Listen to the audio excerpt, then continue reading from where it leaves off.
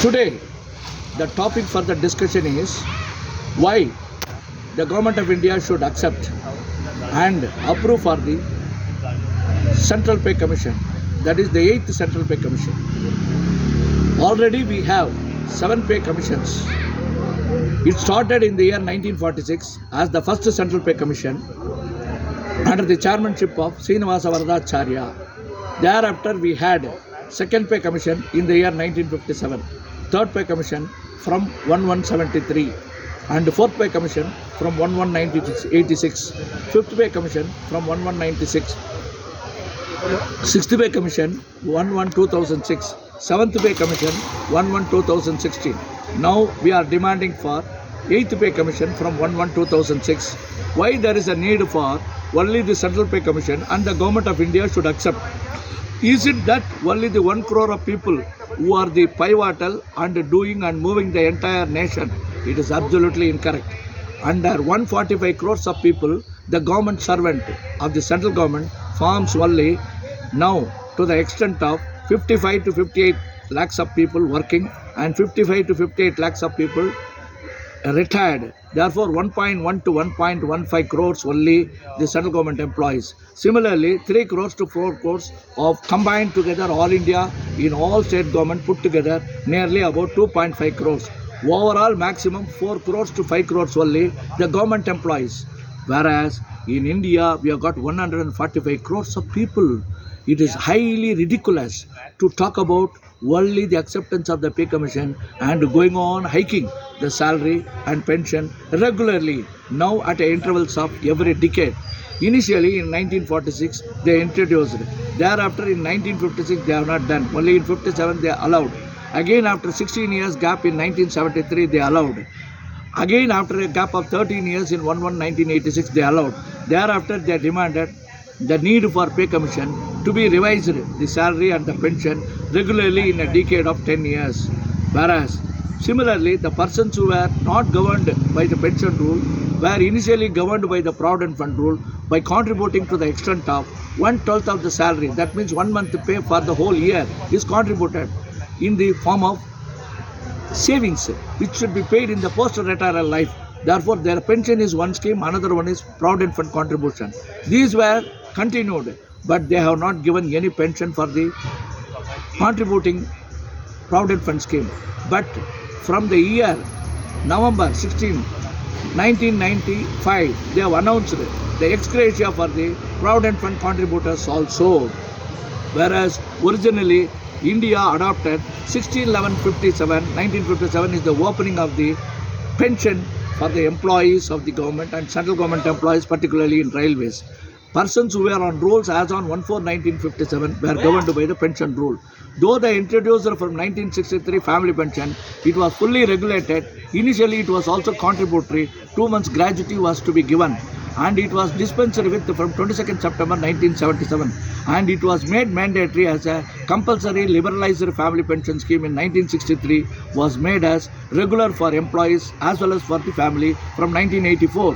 Thereafter, from 1/1/1986, regularly the pension, family pensioners of central and state government are regularly regulated, and pay commissions are accepted every 10 years. Though it is formed, initially there was the need for forming of the pay commission by the means of cost of price index number by increasing 100%, whereas the DA were granted every when they, as and when the 8% cost of living price index number was increasing. But till 1986, there was no proper regulation of DA at a fixed interval. It was given either in January or in March, again May, or after 5 months, or after 6 months, or within 1 month. Like that it was fluctuating. But after 1/1/1986, they made it mandatory. Twice in a year, it must be regulated, irrespective of the cost of price index number increases by 8% or more or less, regardless of the fact. On 1st of July and 1st of January, a DA has to be regulated based on the 1st of April and 1st of October cost of living price index prevailing at that time. Similarly, we have already evolved First Central Pay Commission from 1946, Second Pay Commission from 1957, Third Pay Commission from 1973, Fourth Pay Commission from 1986, Fifth Pay Commission from 1996, Sixth Pay Commission from 2006, Seventh Pay Commission from 2016, and Eighth Pay Commission from 2016 it is proposed. And the EPF employees who are governed by the Provident Fund scheme also demanding that they are also equally eligible. The ex gratia granted in 1995 has not been revised in 2006 nor in 2016. After 30 years, at least in 2026, it must be made as 7,500. Their demand also correct.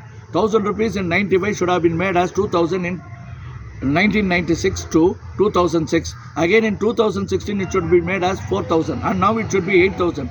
But they are demanding at least 7,500 should be given. All is okay. You are bothering for the central government, you are bothering for the state government, you are bothering for the public sector, you are bothering for the private sector, you are bothering for our EPF employees. You don't bother the voter who are above 60 years, who are destitute, who are daily leading the life by begging. Why you are not taking care of the citizen? Even MLA, MP, MLC are all getting pension for nothing at all, in spite of having crores of rupees disproportionate income. Nobody is bothering to scrutinize their wealth and health. But whereas you are ignoring totally the voters, therefore no pension, no vote.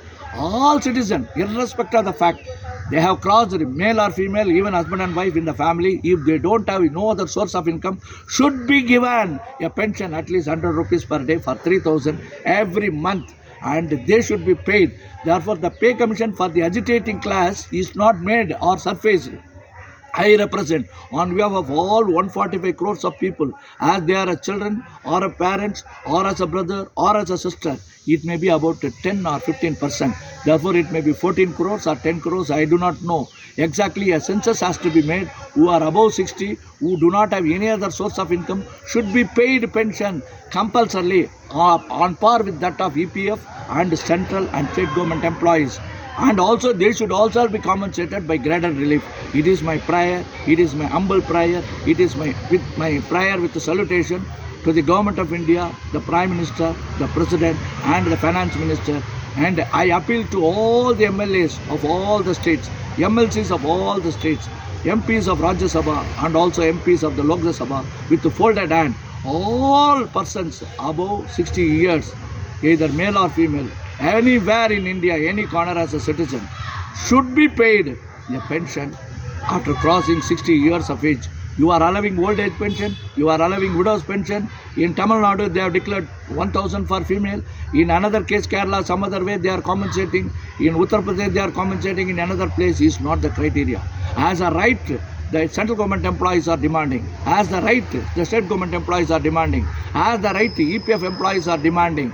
I pray and request all persons as a citizen of India who have crossed 60 years as a male or female should be paid 3,000 rupees every month. And I pray God and also appeal to the Prime Minister, President, Rajya Sabha and Lok Sabha MPs and all MLA and MLCs of the state to propose and bring a radical change in the Constitution of India and demand.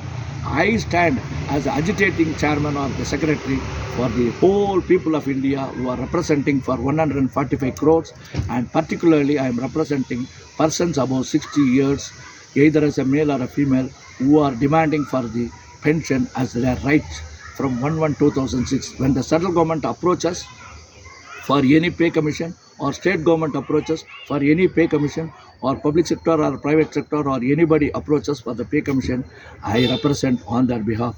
There will be an agitation on the 26th of January 2025 and also on 2nd of October 2025. Before that, we will make an appeal on 1st of July before the Parliament and sit as a dharna that we will demand for all the 60 years attained male or female as an Indian citizen should be paid as a pension. Otherwise, no pension means no vote.